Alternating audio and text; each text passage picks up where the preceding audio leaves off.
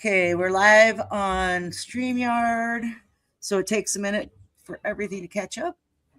Ketchup, mustard, mayo. Big Mac sauce. Let's see. All right, you're live, Tig. I am very much live. You are Yay. live. Oh, let me hit play.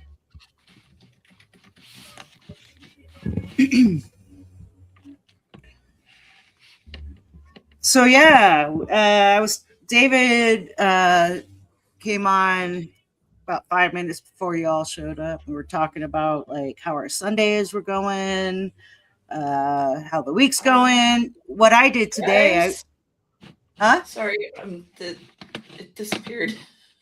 What's that? The StreamYard thing. I can't see. You're on it. You're just frozen. Yeah, Okay, it's like booting come up back. slow. Yeah. I'll come back. There you. Oh, okay. She is removing, or they are removing themselves to come back. Okay. It's booting. It's booting. It's booting. Yeah. Well, Good. yeah, this is the kind of tech stuff that I'm talking about. Like, I knew I shouldn't have jinxed it. yeah. But anyway, so my Sunday consisted of wrenching on my truck. I have a check engine light on, and the code pulls like evap solenoid, which could also be the gas cap or whatever. And I got up underneath, so the canister, the evap solenoid canister is like in front of the gas tank underneath the truck. So you literally have to like hug the gas tank to like maneuver this thing around. So I spent a bunch of time on that, and then realized that the filler valve where you put your fuel in is all rusted out, and so the gas cap was not getting a good seal on it. So There you go. I'm gonna have to get some more parts. More parts. More Yay, parts. tinkering. And that's where So you found the snake when you were down there? What's that? That's when you found the snake when you were down there? Yeah. Lucy just kind of like slithered onto me, and we became best friends. It's perfect. It's beautiful. Aww. She's so sweet. Look at her. She's just too sweet to hurt anyone unless it's something she wants to eat. But Well, she's like, she loves to be handled. I have two. So I have Lucille Ball and Monty Python. oh my god, I love that. That is hysterical. The ball python I took care of was named Monty. Yeah, we talked about Oh. this. Oh my And- god! I actually had a friend of mine out in Arizona for a little while, and she had a little ball python herself that she named Pretzel Coatl. Oh, nice. You get it? But Lucy, I've had her for about, I don't know. When I got her, she was really skinny and tiny, but she's got some girth to her. Like, she's a big girl. Now she's all chunky. Yeah, she's a chonk. Yeah. She's a chunky girl. Yeah, we still don't have anyone in the chat, so No one in chat just yet. we'll just keep bantering until we get some. Yeah, I was saying when I was in college, I had a roommate that had a Colombian rainbow boa named Milton. And we noticed that as he was getting bigger, he was getting stronger, trying to push the lid off. And so we're stacking more and more textbooks on there. And then one night, Milton just wasn't there anymore. Unfortunately, we never found him again. But yeah, poor Milton. yeah, Milton was Audi 5000. Dude was on a mission. I just dreamed that maybe he got away to some warmer climate than Wisconsin, Right. Oh god, right. Wisconsin. Yeah, it's pretty chilly in the winter. Yeah. Is my mic, Huh? is my mic on? Yes. Can you hear me? Okay. Yep, Yeah, I Mike's got a good. pop-up saying that my mic is off, and I'm like, okay. No. Explain. Yeah. Explain. Explain away. I demand an explanation. I don't know. I've seen on a few lives people having mic issues, but on Substack specifically. So I don't know if it's something. I mean, that's because they're updating their podcasting UI full force. It was in like beta beforehand when we first started doing this, and now it's just like updated full throughout, honestly. Yeah. They've been like hiring full stack developers on like crazy for Substack for the last 6 weeks or so. I mean, a lot of my developer friends who are in that industry who got laid off from like Google and Tesla and whatnot. Like, listen, you want jobs? Go work for Substack. And so that's where we are right now. Nice. Okay. Yeah. Well, hopefully we get it fixed. But yeah. Mm-hmm. Yeah, and I know that StreamYard does not play well with like Apple stuff like Safari. So you got to run it on like the Google platform. Yeah. I mean, it's Chrome heavy. It's what it is. It's very heavy Chrome heavy. Yeah. Yep. Well, where is everybody? Let me share this link with my neighbor. Maybe he'll come on. I mean, it's still early. It is. We still have 1 more minute before we're supposed to be going live. So yeah, but even so, it's also like it's nice out these days. It is. So people. Oh my gosh! It was. Yeah. Today was the first day. We've had some really like hard freeze weather in Utah. And today it was 70 degrees and beautiful. It was nice. I spent most of my day outside and wrenching on the truck. Yeah, we're working with like 80 degrees. I'm in Southern California, a little bit inland, but nice. I don't know. It's been pretty nice overall. It's just 70s, 80s for a little while now. But a couple of weeks back, it was like close to 100 for a good solid week. Yeah. Yeah. Wow. How's the humidity there? Usually it's not too bad, but I say that as someone who grew up in Wisconsin, which it can get really bad in summer. Yeah. So, I grew up in Northeast Ohio, like right on Lake Erie. So you know. Yeah. I mean, it's not just the heat or the humidity; it's the altitude too. So it's like pressure heat. Yeah. Mosquitoes, those are great too in that area too. You said by Lake Erie, so I'm sure the water like to help those breed. But we had right in the snow belt, like pretty massive amounts of snow in the winter. Summers we get hot and muggy, and my body just didn't like it, so I moved to Utah, the high desert. Yeah, the cold.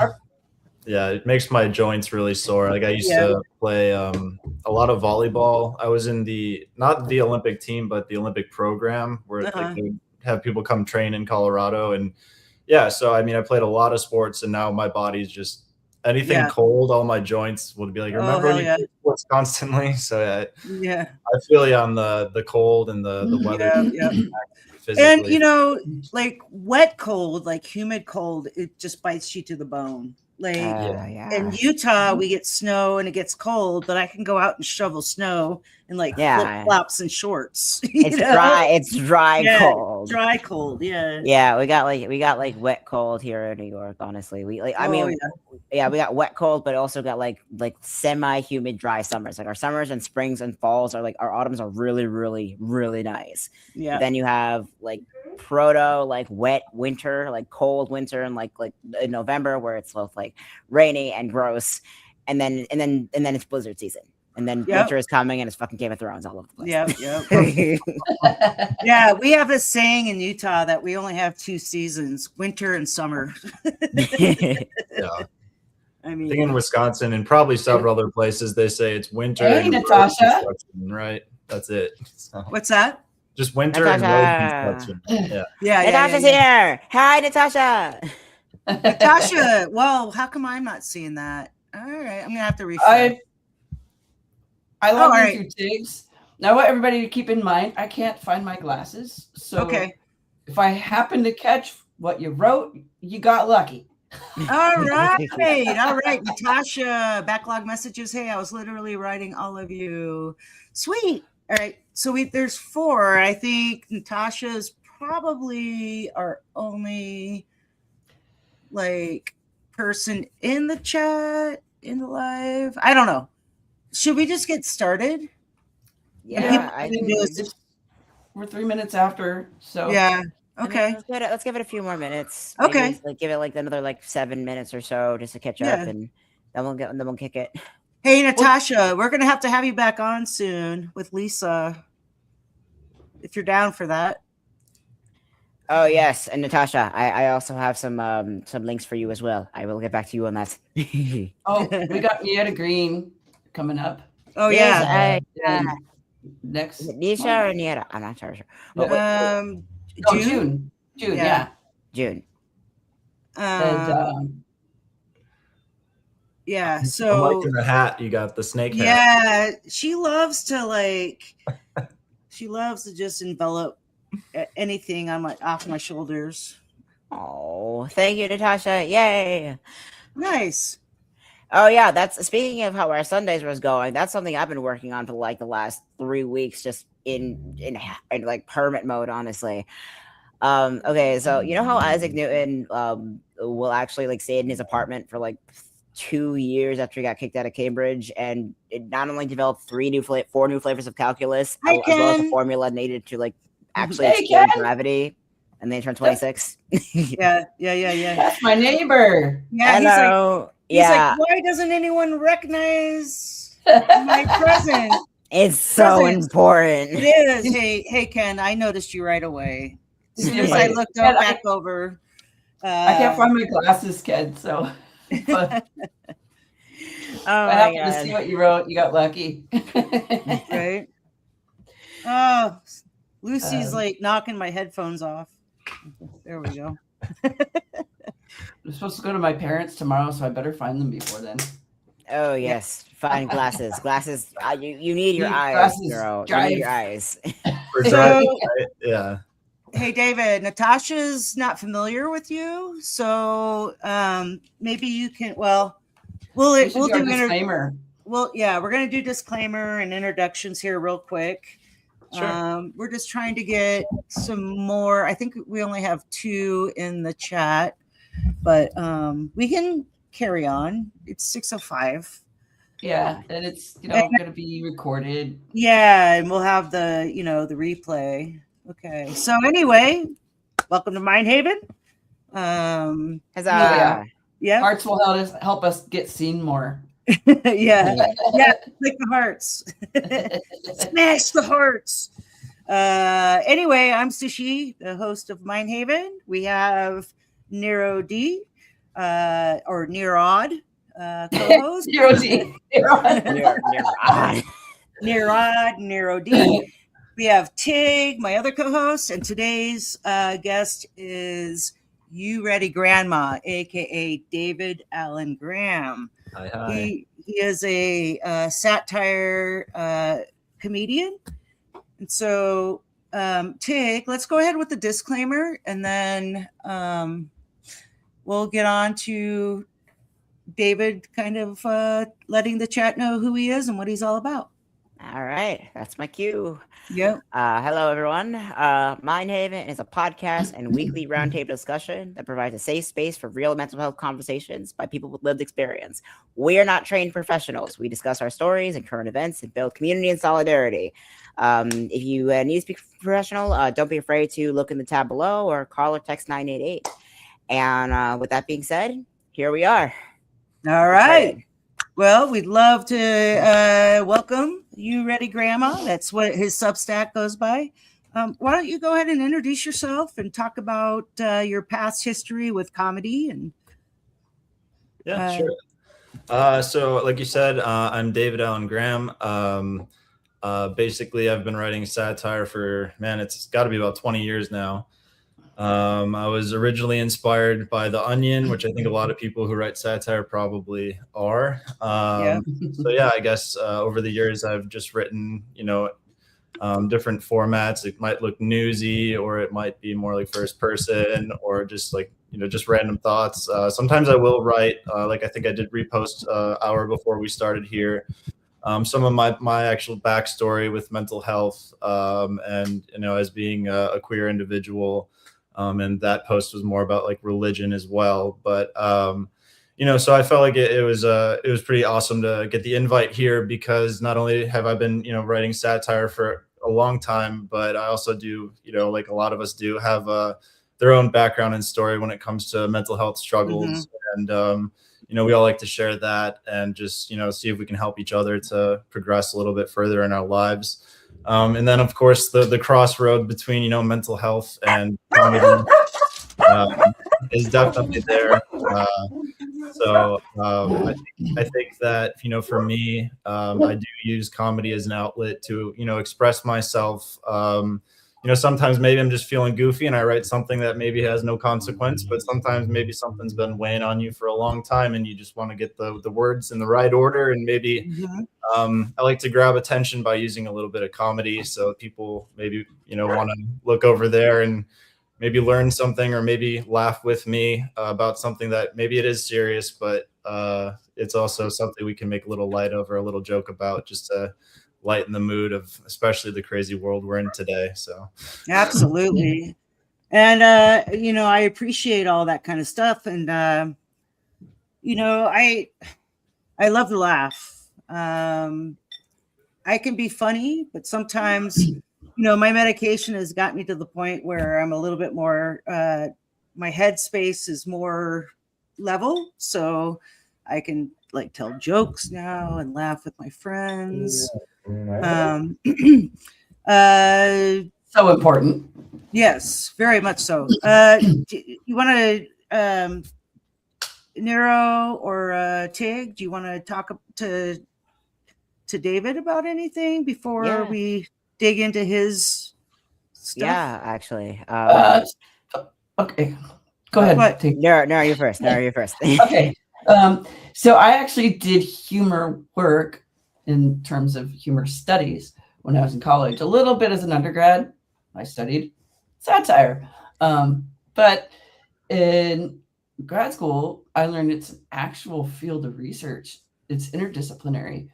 And so I got to do a humor topic for my grad research. It was so much fun. But it is just such an important tool.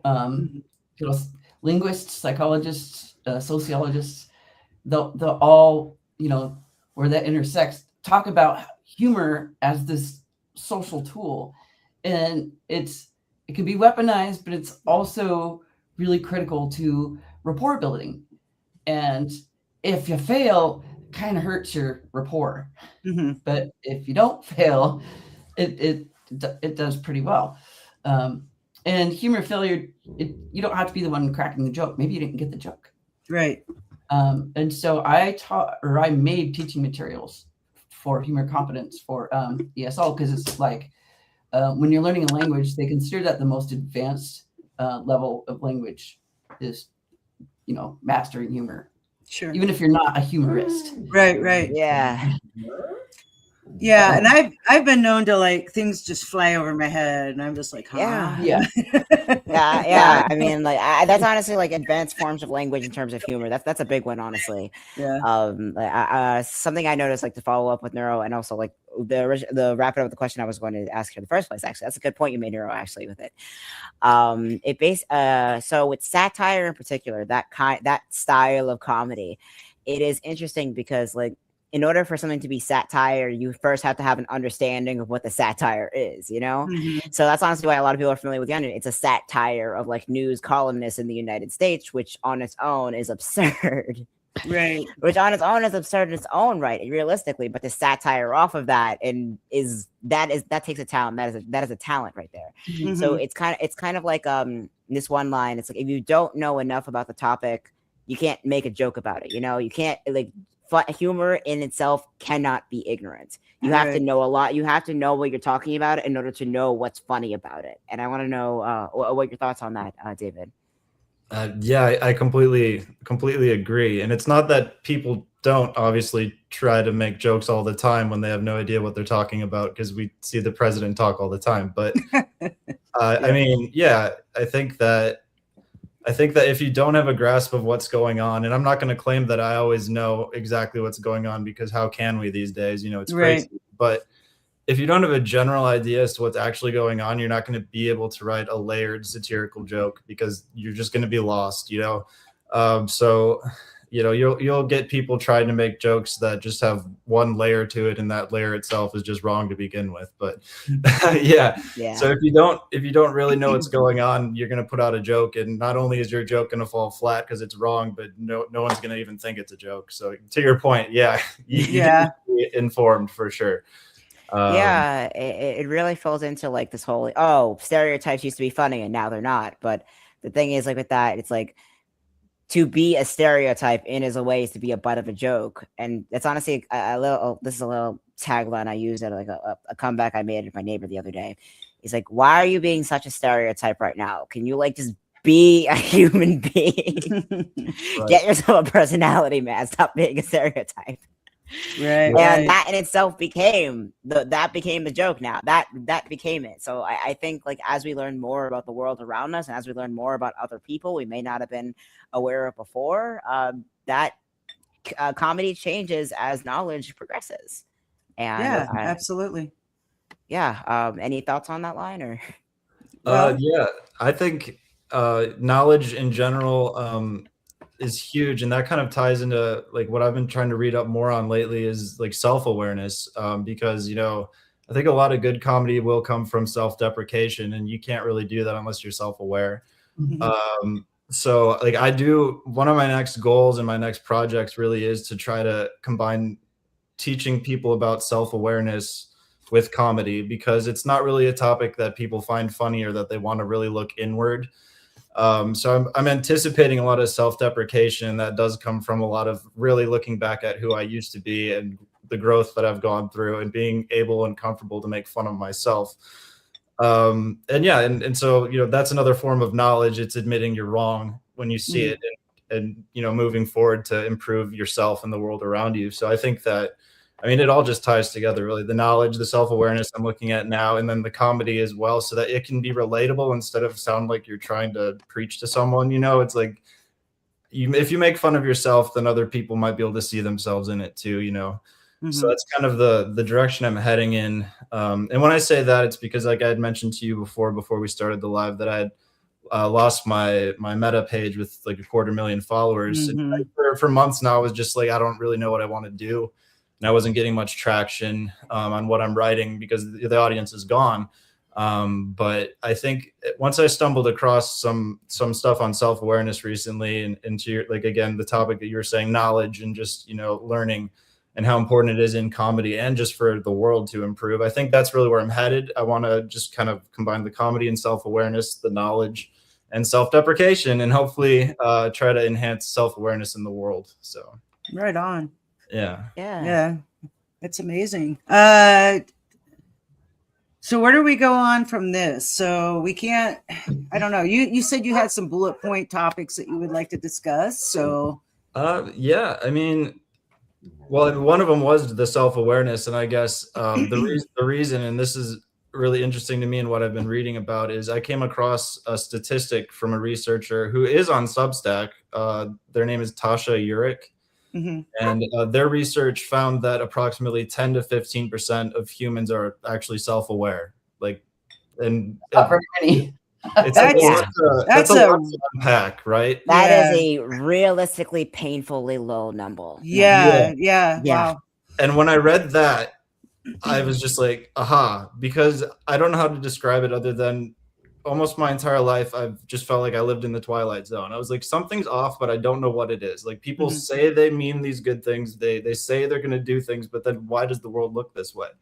It has to do with self-awareness from what I'm reading. Now, I'm not going to claim to be an expert on it, and that's why I'm doing tons of research before I launch this next project. I don't know, maybe it'll be 6 months, a year from now. I don't want to just jump in and start preaching, you know, but it blew my mind because it confirmed for me, I do live in a kind of Twilight Zone. We all do. And self-awareness isn't a switch that you flip on and you flip off. You know, we have different levels of it. We grow, we learn. There's different types of people. There's introspective people. There's people that ruminate. We're all different. So I have to learn a lot and unpack a lot, but I do feel like the root of a lot of our problems just comes from this lack of self-awareness. So greed, anything. because we like to look at what we want and justify taking it afterwards, and it's an interesting thing that I'm reading about. So right. that was one bullet. So yeah, and to that point, David, like I was diagnosed in December with bipolar, and once I was diagnosed, and I've been working hard with my therapist and psychologist and got the proper meds. You talk about the self-awareness. Once I had that diagnosis, like everything made sense. You know what I mean? Like, so now I'm getting more self-aware about my behaviors, about, I'm 55, a menopausal woman, and it's like, so my life is like, I'm way more self-aware of who I am now. And it's only been since December, and just having the proper therapy, and the meds, whatever. But that's a good point, and that's a crazy statistic. Like, yeah, it's a crazy statistic, because especially when you have like all this rise of like mental health or like mindfulness culture, like it honestly, like it's an interesting bout, because what thoughts and prayers has now become just go to therapy in a way. Right. Thoughts and prayers, not thoughts and prayers. Oh yeah, exactly. Oh my God, just hearing that 10 to 15%, like, yeah, that explains the world so much right now. Absolutely. Yeah, it was a weird sense of relief when I read that, and then obviously you want to check because it doesn't sound real, right? You're like, that can't be right. And then I picked up one of Tasha's books. She has a website with a link in the book. I went there, I took a test. It requires someone that knows you well to also take the test, and it kicks back, are you self-aware? It says I am, but am I convinced yet? I don't know. I'm going to keep working. And then, like I said, there's different levels. There's always things to improve on. I'm always having aha moments, little gems. I was reading, Tasha Eurich, like I said, is on Substack, and she calls them gems, I guess. When you have a cringe moment about something you did in your past, and you just start, ruminating, thinking about that, and you're just like, get there with that. And if you think about those cringe moments, you'll figure out something about yourself. You'll figure out something you don't like, or maybe it's not true anymore, but you learn if you sit with those moments. Sure. Make you uncomfortable. And it's interesting, because self-awareness, being aware of yourself, is not just like being completely inward and being completely within your own thoughts, because self-awareness is like a two-way street. It's not just like our sense of self is not just how we see ourselves, but also how the world sees us.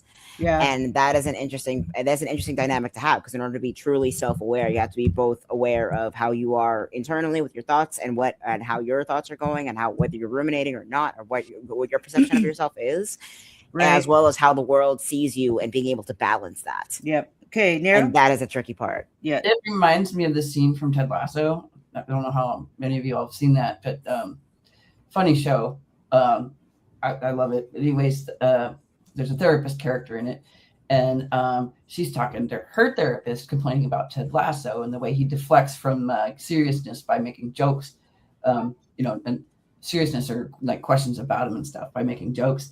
And then her therapist points out to her that you do it all the time, but you use intellect. And then she starts saying this really nerdy thing about, I didn't do this, blah, blah, blah. And she goes, wait, no, yeah, I hear myself. Yeah. My therapist caught me the same way a few weeks ago, actually doing the same thing. And I'd also like to add, and I don't know how much any of you believe in this, but I truly believe that we all carry generational trauma. Yes. Like it's been talked about how it's like kind of written in our DNA, like generation after generation after generation. And the trauma, like, I don't know if you think about it, like my mom has done tons of genealogy, and she has dated her side of the family back to the 1400s, right? Wow. So if you think about that, like all of those generations that, anyway, that was just a little thought I had.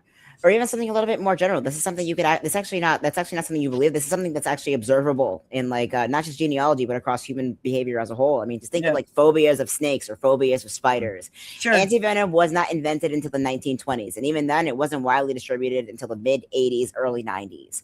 So for the last million or so years or so, humans have been at the mercy of venomous snake and spider bites, and only stopped dying from such things after like the last 50 years. That's not that long ago. So that in itself is a generational trauma, and that is ingrained itself into like various different phobias that come up every couple of people or so. That's something that we can observe in our common days. And now we say, oh, it's irrational. Oh, it's not all spiders are like that. It's like, how is my nervous system supposed to understand that? You say not all spiders the same way you say, oh, not all men, or not all situations, or not all of this. It's like, it's not 50 years is not a long time, man. It really isn't that much time, especially because like you have genealogy going back to the 1400s. That is a lot to unpack. I mean, natural selection takes time to adjust to current situations. Absolutely. Yeah, I think that's a great point. I wouldn't say I'm an expert on, like generational trauma, but I mean, you just that point right there with snakes. I mean, it does paint a pretty clear picture that there definitely are things that humans are reacting to innately, at a subconscious level or whatever it is. So and obviously I have like a snake phobia. You appear terrified right now. Yeah, but it also goes into how we communicate with each other, and again, like where comedy comes into it. It's like, well, how do we? Why? I mean, this is a little tagline joke from a comeback I said. Again, with this convoluted mating dance you neurotypical people love to do for some reason. I don't understand it. Why don't you just say what you want to mean to the person you care about and be good with it? It's like, but that's not how it works. But instead, you're just in this convoluted, I don't get it. But maybe that's just me and my ADHD ass. But regardless, it always comes back to like how we communicate with each other and how comedy is supposed to land and how comedy is supposed to work. It's like a back and forth kind of performance art. It's kind of like waterbending in a way. It's a push and pull. And like David was saying earlier, like there's times where I think I'm being funny to someone and then they take offense, right? Mm-hmm. And like to me, it's like, oh, I was just joking, I was just making a joke. They're all like, but hurt. And, you know. I know it can be so. It's a hard thing to navigate because on one hand, is it truly a joke? If it didn't land, is it a hit or miss? But again, like I think like humor and laughter is kind of like that circular thing. You put something out and then you wait for a response. Yep. It's a conversation ultimately, and the same thing with being able to do that well, to have that push and pull. You need that self-awareness to be able to do comedy very, very well. Right. And that also means knowing what you're talking about. And I'm going all the way back to the beginning of the podcast. You're good. Yeah, you're right. It's who you're talking to. Like you said, self-awareness is internal and it's external. So you did go full circle, and it was beautiful. Yeah. But I do have a question for you, David, actually, in regards to satire. Have you you said earlier that you did do a few like current event satire. Have you ever considered doing satire of like in a visual sense, like not just podcast? Of course, we're welcome to have you here on Mindhaven, but not just in terms of writing, but also in terms of like, have you heard Orson Welles' radio rendition of The War of the Worlds? Yeah, a long time ago. I remember when I learned about that, I was pretty fascinated. And honestly, those kind of things, they do attract me. So I think that maybe that, the satire, the jokes, or, it's always been kind of inside of me. So I think that those things are entertaining as hell. I don't know what it would have been like to be alive back then to hear that on the radio. People probably were losing their minds. There weren't, like too many warnings from what I understand, except for right before it started, right? They said, this is, just not, they did introduce it, but then after that, right? Am I correct? After that, there was no actually, what actually happened was a lot of like news tabloids companies, like private newspapers or public newspapers, they actually published that story directly to undercut radio news. Okay. It was a they saw it as like a threat to their business model, a threat to their competition. So there was apparently really no riots that happened that night. It was really just something they put out into the public sphere, and then everybody kind of just assumed that riots happening because of it. Regardless of we were not sure whether it actually did or not, but it really comes into this question, like what is the proper avenue in terms of reading, especially goes into culture. It's like, is written word more powerful than audio or video, or is that changing or subjected to culture? Like, how does comedy land in depending on when or where you are in the world? Are more people receptive to audio, or more people receptive to written word, receptive to text, or are more people receptive to what they see? And that is kind of all over the place, and I want to know your guys' thoughts about that. Sorry about that. I gotta pop these. About to be a fight. Dog. And Oh. a little hump hofty, and it Oh, Oh God, no. separate them. Oh my God. yeah. So, do you have an opinion on that, David? And so far as like you can hear me, right? I just popped my headphones. Okay. And so far as the medium, I actually have been kind of looking into maybe heading more toward a video format. I was doing research recently to see if I could even learn how to make my own animations. But I do feel that we all have noticed people don't like to read as much. I know that, we're on Substack, so that's kind of a little bit different. It depends on what platform you go to, but in general, people don't seem to like to read as much. So I do think that the video is probably the direction to head in. I don't think I'll ever leave writing though. And obviously you're still going to need to write a script, for something visual. So the words are still going to matter, but I do think the attention span and everyone just always looking at their phone. Yeah, I think the video is going to really be taken over. And I've had this conversation with a few people, and I mean, in the past, even the guys in charge of the Hard Times I was emailing with, because they had kind of formed a little collective with different satire pages and just trying to find better ways to monetize. But in general, the consensus was video is the future. Yeah, for sure. And calamity at my place.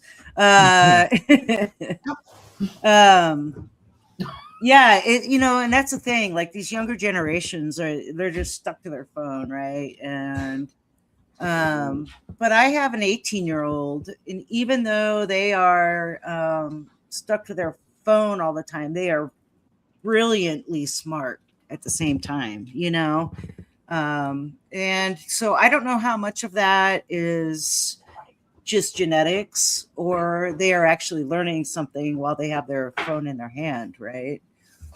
So I think that it probably comes down to like the individual and what they're seeking out. Like some people are just seeking, validation or something like that. Other people do want to just genuinely learn, and maybe that is their validation. Like I love learning something new, and it feels good to, have like learning about self-awareness. Like I said, it's really cool to dive into a new topic that's kind of blowing my mind. So I think that, you do have a lot of kids out there that just because they're not, reading a book doesn't mean they're not learning a lot of stuff. It's just, over the years and then throughout history, there's always been someone complaining about the new medium that the message is being delivered through. I think that what we should really definitely be complaining about is who's putting the message out, and is it being, checked for whether or not it's real with fact, AI and who's taking over all the news sources. And I mean, it's hard when you have a commander in chief that spews out a bunch of BS, and people believe it. Like, what? The doctor memes with him saying he thought that was a Red Cross doctor and the Jesus robe, that had me rolling. I could not stop laughing at those. Like, just the level they'll go to with all the fake things they're doing. Hegseth was reading from what movie was that? Pulp Fiction. Pulp Fiction. Scripture from Pulp Fiction. Word for word, like. You got to wonder, like, is someone writing those speeches that's decided they don't want to be part of the administration anymore, and this is like their last ditch, throw them under the bus, like let's make them look stupid, or are they actually just this stupid? Either way, it's a train wreck to watch. It's bad. Maybe a lack of self-awareness there. There's definitely A lot of lack of self-awareness going on in the White House for sure. And it brings into question, it's like if you lack self-awareness, like the funniest people in the room are always people with the most self-awareness. So if no one's in that room, then who has that? Right. It brings into question what other things are going on behind the scenes that we don't really know about. Yeah. I mean, jesters are in the court for the reason. They're the only ones that can speak to power. Yeah. Yeah, it's bad. And I mean, the AI slop that just the White House turns out is laughable too. What about that one where Trump's flying this plane over New York City? I think it was New York City. He's like dumping a bunch of diarrhea shit all over the place. That one. Yeah, that one got my attention or whatever. Yeah. Oh my God. What? It's mind blowing. I re-edited that video when he put that out because I thought it was perfect to end it with a diaper commercial, the caption at the end. So I posted it on Substack actually. Maybe I'll go after we're done here. I'll post it again. Yeah. But yeah, I just edited it so it was his video, but at the end it made it very clear that he needed these diapers, and it was a diaper commercial. That's why the excrement was dropping from his little vehicle. So yeah. I'll have to go back and check that out. Yeah, I mean, it also goes into it also folds into propaganda, being able to seek what is have that critical thinking skills, having that being able to decipher what is real based on not just what you've learned in the past, but also what you're learning currently. It's that 10-15% lack of self-awareness. I'm scared to find out what the critical thinking rate, if that is. Sure. Yeah. I mean, from what I understand, it's mostly some people straight up are in denial, but a lot of people will in the back of their head know what they're doing doesn't match what they say their morals are, but they still do it anyway. So there's a lot of people that are just genuinely miserable. That might on the outside look like they're fine, but on the inside, they just are not happy with who they are because they're denying themselves to be their true selves, really. Right. So they've got that nagging voice in their head telling them they're a fake because their actions don't align with what they're doing. So, and it can vary. It can be anything from your neighbor that says they didn't vote for Trump, but they actually definitely did, or it could just be friend that says they're a friend, but they just use you whenever they can, and they know they're doing it. So who knows? Yeah. or the friend that kind of looks at what you're doing and how much progress you're making and said, "Oh, I'm happy for you." Meanwhile, they hate you with everything they have. Yeah, it's an interesting paradox because jealousy is hating someone you aspire to become. Right. Make it make sense. Yeah. Right. Yeah. And that's actually, I just started reading more about self-awareness and jealousy yesterday. So I'm not going to act like an expert on that one yet, but I am definitely very interested in that too. The mechanism behind that thought process, especially when it's people you're supposed to love and be close with and be rooting for, why would you feel that way? So, but also, just a lot to unpack. You could just go out and get it if you want that for yourself, Yep. Yeah, it's hard to find the motivation sometimes, but at the same time, you can't just be jealous. But I've tried to put I don't know. I don't tend to be a jealous person, and of course I'm human, and I've had my jealous moments. But I've also found that if you can put all that aside, you're a much happier person. Because when you're jealous, your brain's just constantly going, what are they thinking about me? Or, why, it's not healthy. It's not. And honestly, empathy helps. What's that? Happy empathy. Happy empathy. Yeah. Talk about empathy a lot. And most of the time we're talking about the hard stuff, like sadness and grief and things like that. We like happy empathy. So even if I'm having a rotten day, I see someone celebrating something or someone I care about, gives me good news, something good happening for them. I'm like, oh, yay. Yeah. When I first started feeling that, it wasn't very long ago, maybe 10 years ago, something like that. It was kind of magical. But yeah, it really does. It did affect, I wasn't so jealous anymore either. Right. Yeah. I think that's really definitely another version of self-awareness too. It's you probably noticed maybe I should be feeling differently, and you kind of reset the way you were thinking about things, And that's kind of beautiful too. It's like, it's a beautiful, good thing to watch your friends succeed, and you just let it be that, and you're there with them, and maybe that's what brings you out of your low place that day too. You share in that joy with them. Place, but you can hold different feelings at the same time. Sure. Right. Yeah, that is a tough one. Like you can feel that someone has to leave and go their own way, but also recognize that they still cared about you. That is it's those two things simultaneously. Yeah, I have a prime example of that. Like my sister and I, my sister's a couple years younger than me, but we're very close. Emotionally, we're close. We have never really been close to each other for several years, like living. But she has 6 kids. They're all grown. And she just recently moved to Ecuador, right? And even though I feel very jealous about that, because I was like, I'm trying to I have 5 or 6 more years of work before I can retire. She's younger than me and got away from this craziness in the United States and is living in Ecuador. But at the same time, I'm so proud. And, I think about, I can go to Ecuador on a vacation and see my sister, Right. Yeah.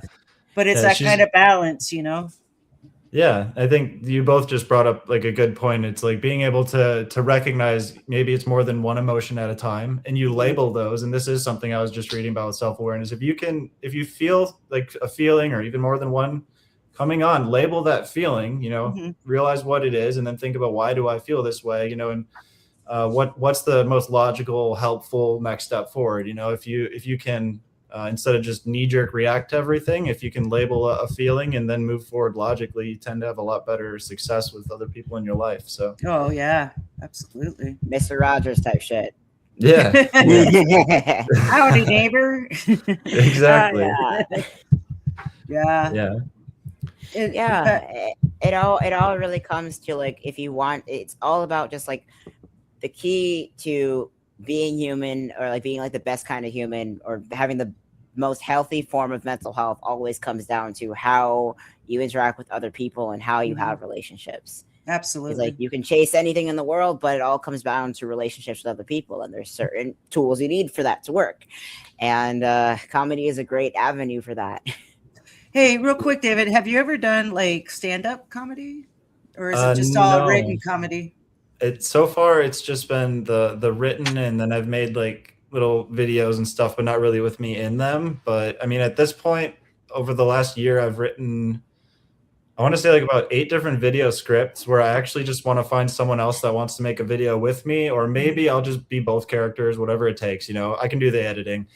So I've got some videos I want to make, but I do think that I want to do the stand-up for sure. And I think that's where the self-awareness, once I feel comfortable with that, and I know how to really tell those jokes where it's not a preachy way, it's more of a, like I said, self-deprecation will be there, and just trying to get people to start, maybe unlocking some more of the self-awareness while they laugh at me or whatever it takes. But yes, I do want to do the stand-up. I found out that there's a place every Thursday that's in the city I live in, downtown, that has open mic night. You just drop your name in the bin, and if you get your name pulled, you go get your 5 minutes. So sweet. It's a start. I had actually written a set that I was going to go do it, and then I came across the self-awareness statistic, and it totally reset my brain. I was going to go do some stand-up about some current events. I had the set written. I was like, this week I'm going to do it. And then I saw the Tasha Urich thing, and I was like, this is what I want to do.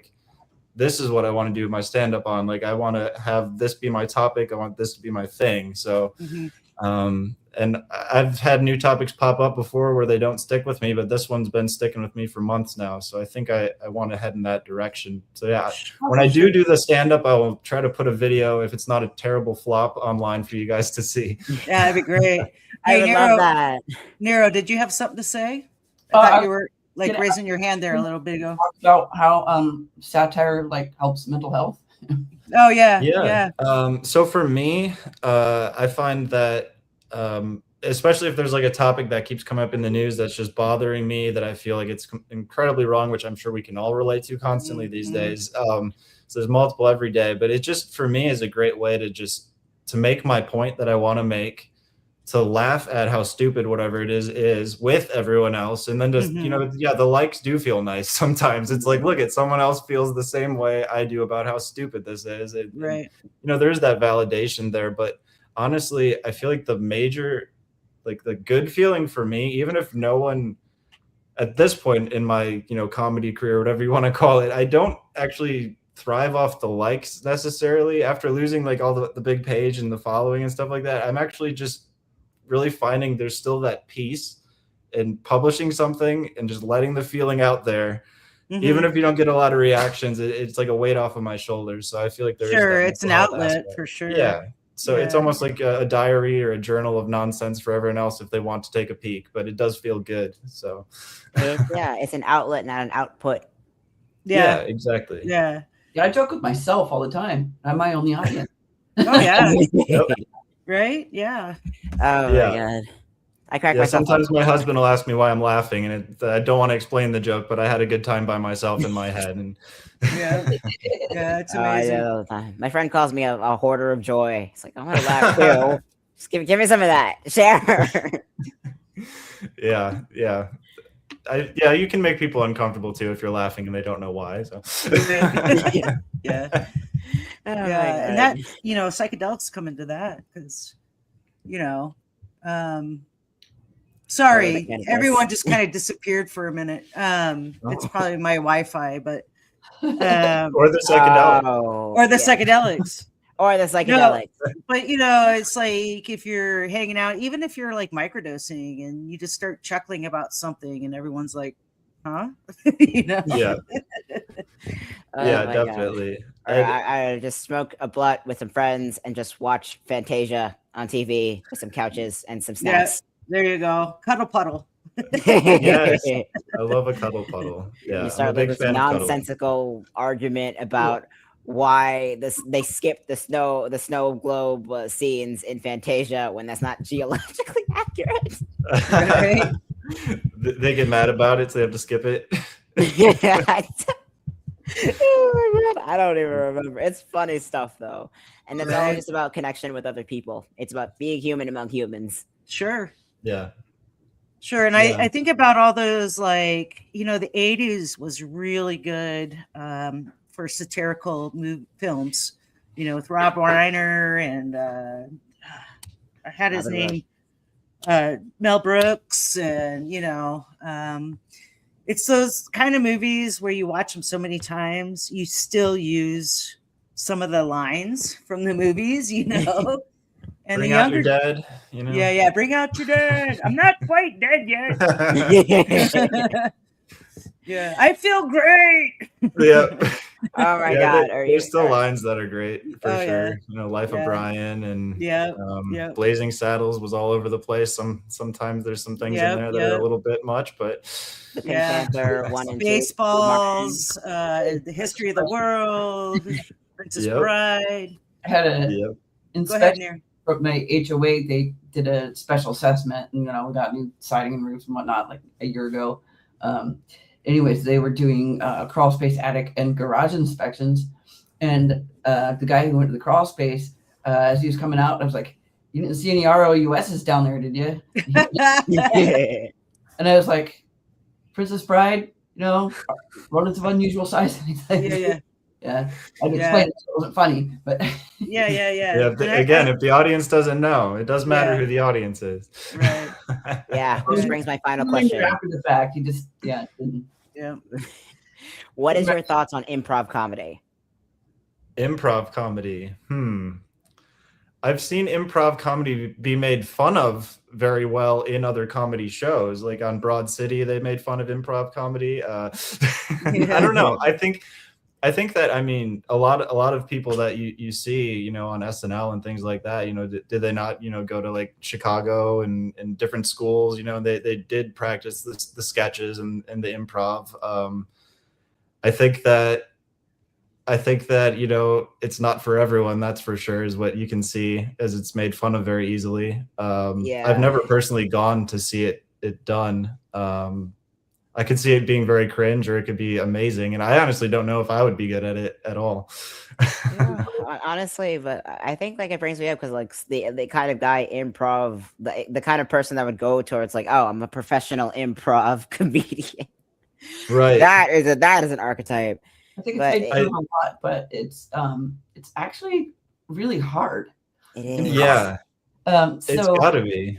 it's something you've got to be really good at for it to work. You know, you kind of know what you're doing. Even just improvising. Yeah. It's I can't even. Also, yeah. Go ahead. Oh wait. It's also really just about what is the word I'm thinking about? It's public speaking skills taken to the extreme. Yeah. If you want to like speed run your communication skills with other people, you take improv. That is your boot camp. And yeah, it's really, really difficult to do. But if you get the hang of it, the better you'll be long term. Yeah, and I can't. Have you been doing it for long? It's been almost a decade since I last did it. Okay. Yeah, but I do want to try to look into and get back into it, because it is like once you like get aside the cringe or like the foolishness of it, it is really, really fun. Yeah. Right. Yeah, it's like playing make believe as a kid again, but with the adults, and maybe the topics really aren't off limits anymore. You know? Yeah. I mean, how fun is it to like remember playing Power Rangers in the freaking playground, or just like Pokemon, and like you have your friend there. Nobody can ever see anything what's going on. It's like, what are they doing? Yeah, Right. that's after my time, but I get what you're saying. Yeah. Like, yeah. You know, and I can't think of, you know, off the top of my head, some of these stand-up comedians, improv kind of guys, but they can be rude and crude, you know, with the audience. But it's still comical, you know, like the audience doesn't get offended, huh? There's a fine line with that too. Yeah. Like I will not do roast joking. I'm terrible at it. Yeah. It just pisses people off. Yeah. Yeah. Right. So we have about 10 more minutes. David, is there anything else you would like to touch on? Well, I mean, we had mentioned, you know, psychedelics and things like that, and how the Trump administration, it looks like he signed an executive order to kind of fast track some research. I think it was something called Ibogaine. I'm not sure if I'm saying that right, and I don't know much about it. Thank you. Yeah. Ibogaine, and then they mentioned LSD, MDMA, and psilocybin as well. I don't know if there's others, but I don't know. I guess I'd be willing if you guys want to talk anything about that. You said you had some knowledge and experience with those, and you mentioned actually a concern about them fast tracking things and doing it wrong, I think, as well. So yeah, well, and I don't know how much of it's like he wants to do this. I think it's trying to get popularity. Right. Personally, like that's my thought on why he's doing this. Because, you know, they are the GOP, very conservative. His followers are very conservative, and his ratings are tanking. So, you know, maybe throw out something for the liberals. Like, you know what I'm saying? Like, I could be totally wrong, but that's just my thought on it. Yeah, it's kind of the opposite of what RFK Jr. was set out to do. Right. First talking about Maha and whatnot. He wanted, you know, any kind of like psych medications and whatnot eliminated, and his idea was like a farming camp. Work camps. Yep. Yeah, that's crazy. I don't know what it is. It's work camps. That's what he wanted. All right. So Natasha's saying, oh, I got to go back. Just wrote an article about this. I have bad feelings about the purpose of Trump fast tracking. Exactly, Natasha.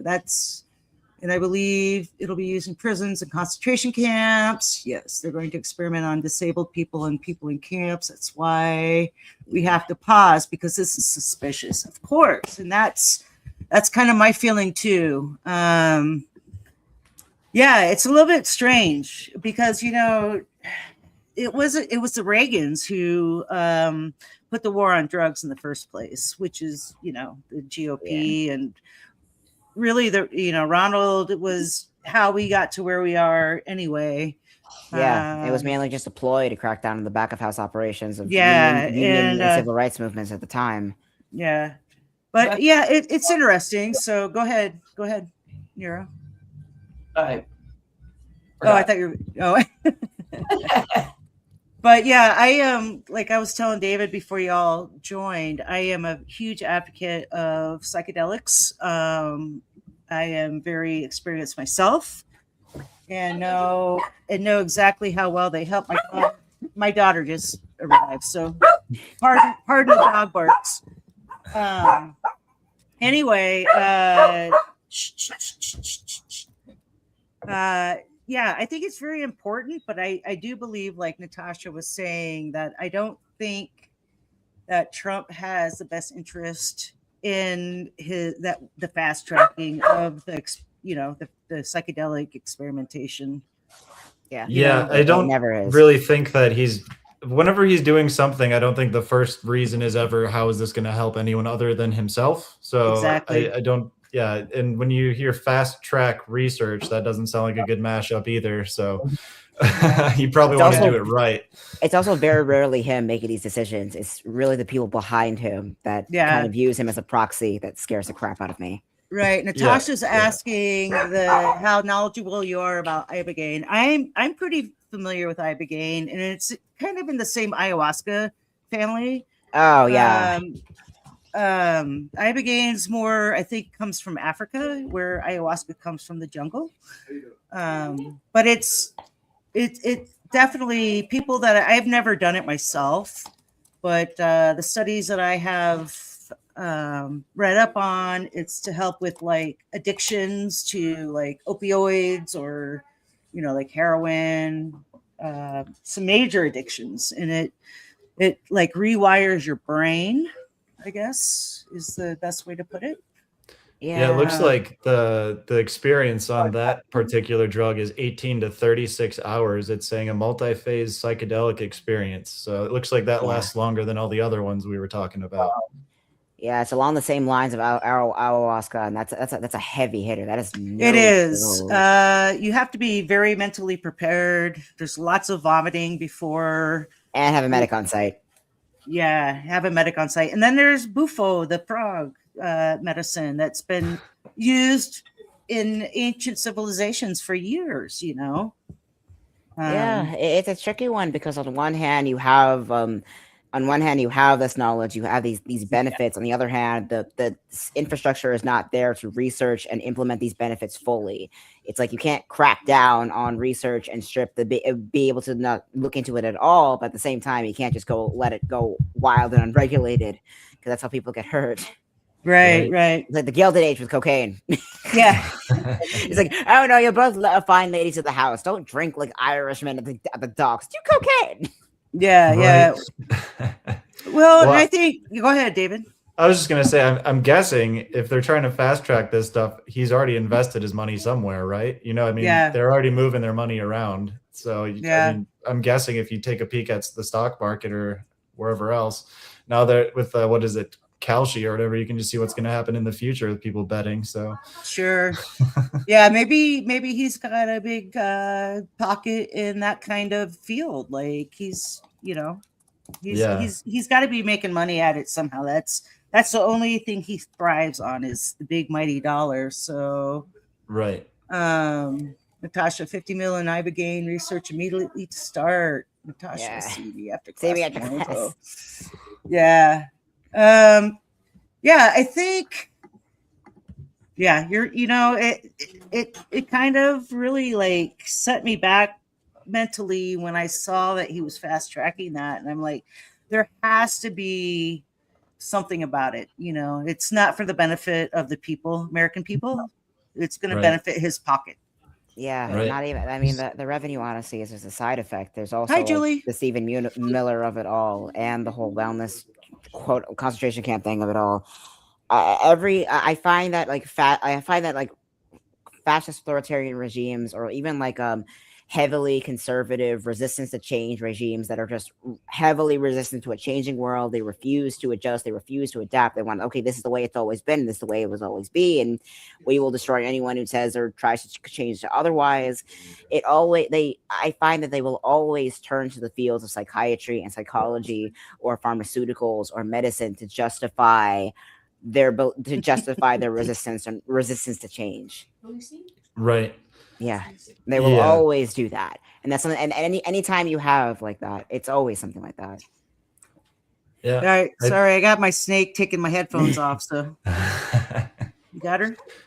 But I would say if anyone is watching that does like have no experience with psychedelics, I think a lot of people think that you need to like really good. be leaving the room in a completely different headspace, completely gone for hours. And there's studies they're doing now where it's microdosing. You're not, tripping. You're not seeing things. Your mood is just improving.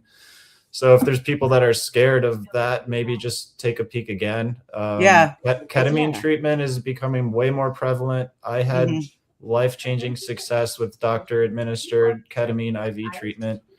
I went from being depressed for decades to feeling like myself again. And I've been able to say for the last 3 years that I've basically never been happier my entire life. Yeah. And I chalk that up to a combination of therapy, which it can take finding the right therapist. It might take going through 7 or 8 therapists, but you got to keep trying.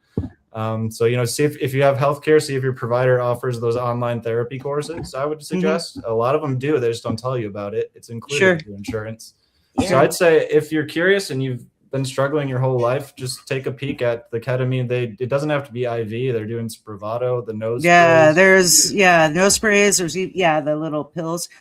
Yeah. All right, we're not doctors, but no, I'm just saying, do some research if you were nervous, because it might not be what you think it is. Sure. Yeah, and it's also like knowing, being able to find that community and find other people that may share interests with you.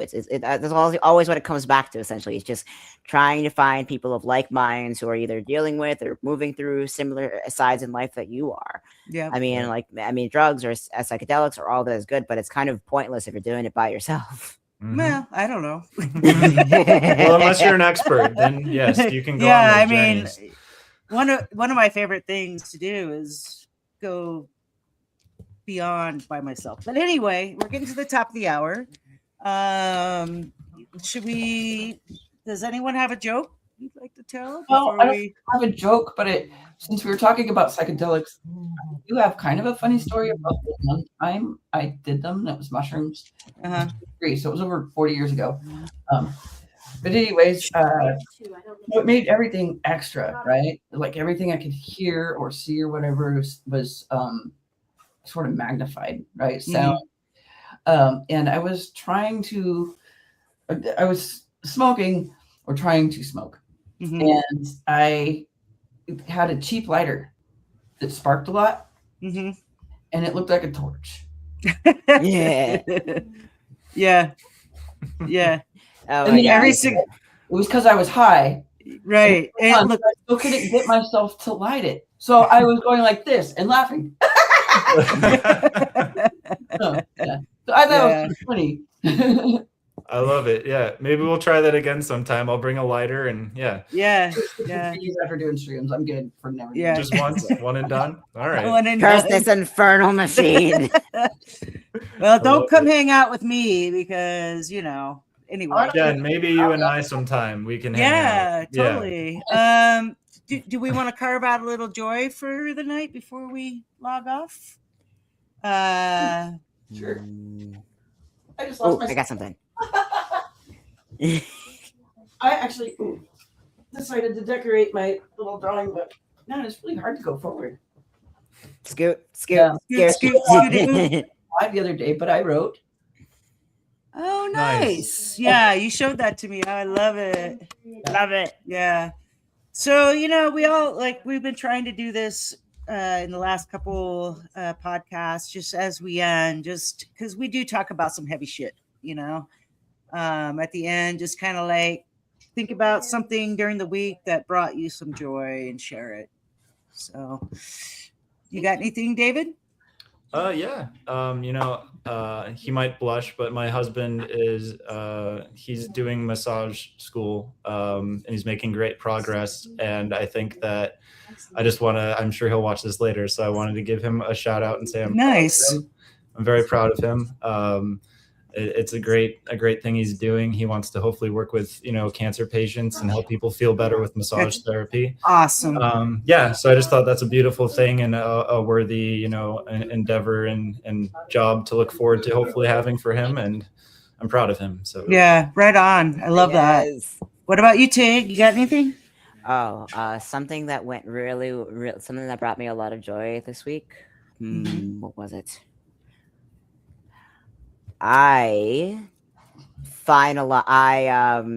actually finalized a solid database I've been working on for a long time. It's separate from the brain fertilizer, but it's like I decided to make my own plots and schemes database from A to Y and then Z, like Plan Z from Plank, like from SpongeBob, like the SpongeBob joke. It's like it's evil, it's diabolical, it's lemon scented. I designed my own version of it, of basically projects that I want to achieve in my life and things that I want to do. Right on. So that was That's a fun awesome. thing. Yeah.